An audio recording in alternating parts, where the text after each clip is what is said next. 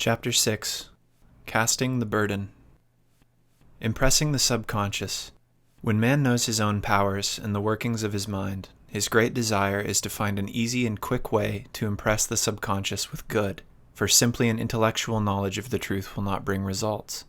In my own case, I found the easiest way is in casting the burden. A metaphysician once explained it in this manner.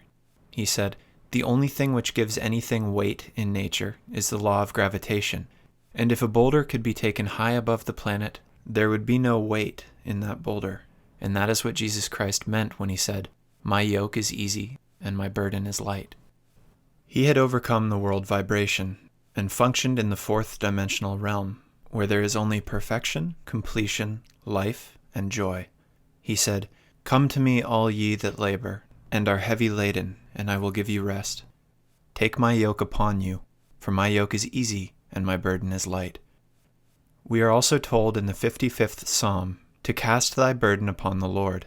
Many passages in the Bible state that the battle is God's, not man's, and that man is always to stand still and see the salvation of the Lord. This indicates that the superconscious mind, or Christ within, is the department which fights man's battle and relieves him of burdens. We see, therefore, that man violates law if he carries a burden, and a burden is an adverse thought or condition, and this thought or condition has its root in the subconscious. It seems almost impossible to make any headway directing the subconscious from the conscious or reasoning mind, as the reasoning mind, the intellect, is limited in its conceptions and filled with doubts and fears. How scientific it then is to cast the burden upon the superconscious mind, or Christ within, where it is made light or dissolved into its native nothingness. For example, a woman in urgent need of money made light upon the Christ within, the superconscious, with the statement, "I cast this burden of lack on the Christ within, and I go free to have plenty." The belief in lack was her burden, and as she cast it upon the superconscious with its belief of plenty, an avalanche of supply was the result.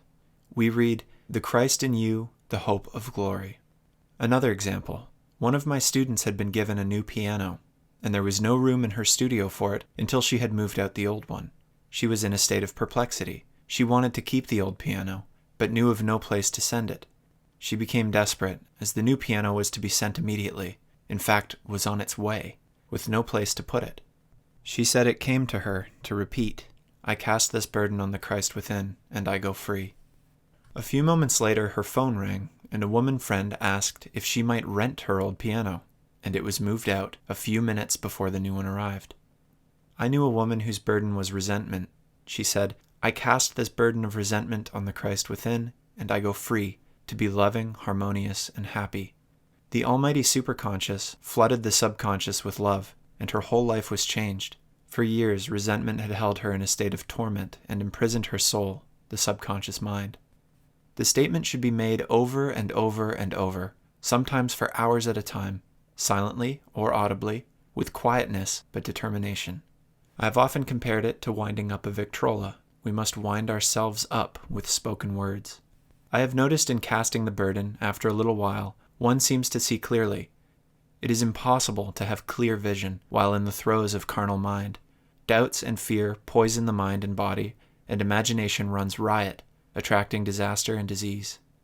In steadily repeating the affirmation, "I cast this burden on the Christ within and go free," the vision clears, and with it, a feeling of relief.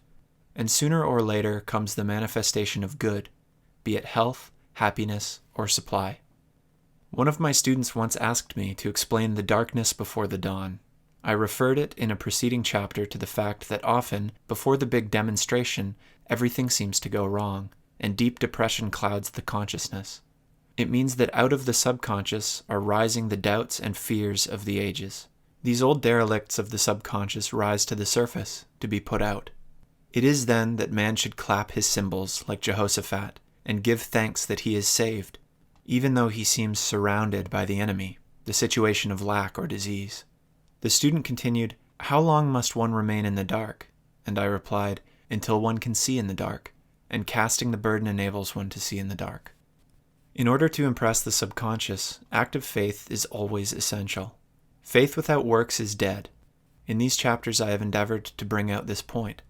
Jesus Christ showed active faith when he commanded the multitude to sit down on the ground before he gave thanks for the loaves and the fishes.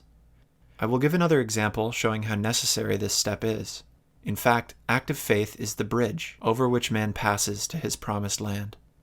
Through misunderstanding, a woman had been separated from her husband, whom she loved deeply. He refused all offers of reconciliation and would not communicate with her in any way.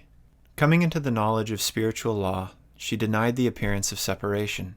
She made this statement: "There is no separation in divine mind, therefore I cannot be separated from the love and companionship which are mine by divine right." She showed active faith by arranging a place for him at the table every day, thereby impressing the subconscious with a picture of his return. Over a year passed, but she never wavered, and one day he walked in. The subconscious is often impressed through music. Music has a fourth-dimensional quality and releases the soul from imprisonment. It makes things seem possible and easy of accomplishment. I have a friend who uses her Victrola daily for this purpose. It puts her in perfect harmony and releases the imagination. Another woman often dances when making her affirmations. The rhythm and harmony of music and motion carry her words forth with tremendous power. The student must remember also not to despise the day of small things. Invariably, before a demonstration comes signs of land. Before Columbus reached America, he saw birds and twigs which showed him land was near. So it is with a demonstration, but often the student mistakes it for the demonstration itself and is disappointed. For example, a woman had spoken the word for a set of dishes. Not long afterwards, a friend gave her a dish which was old and cracked. She came to me and said, "Well, I asked for a set of dishes, and all I got was a cracked plate." I replied, "The plate was only signs of land. It shows your dishes are coming. Look upon it as birds and seaweed." And not long afterwards the dishes came. Continually making believe impresses the subconscious. If one makes believe he is rich and makes believe he is successful, in due time he will reap. Children are always making believe, and except ye be converted and become as little children, ye shall not enter the kingdom of heaven. For example, I know of a woman who is very poor, but no one could make her feel poor. She earned a small amount of money from rich friends, who constantly reminded her of her poverty, and to be careful and saving. Regardless of their admonitions, she would spend all her earnings on a hat or make someone a gift and be in a rapturous state of mind. Her thoughts were always centered on beautiful clothes and rings and things, but without envying others. She lived in the world of the wondrous, and only riches seemed real to her. Before long she married a rich man, and the rings and things became visible. I do not know whether the man was the divine selection, but opulence had to manifest in her life, as she had imaged only opulence. There is no peace or happiness for man until he has erased all fear from the subconscious. Fear is misdirected energy and must be redirected or transmuted into faith. Jesus Christ said, "Why are ye fearful, O ye of little faith? All things are possible to him that believeth." I am asked so often by my students, how can I get rid of fear? I reply, by walking up to the thing you are afraid of. The lion takes its fierceness from your fear. Walk up to the lion and he will disappear. Run away and he runs after you.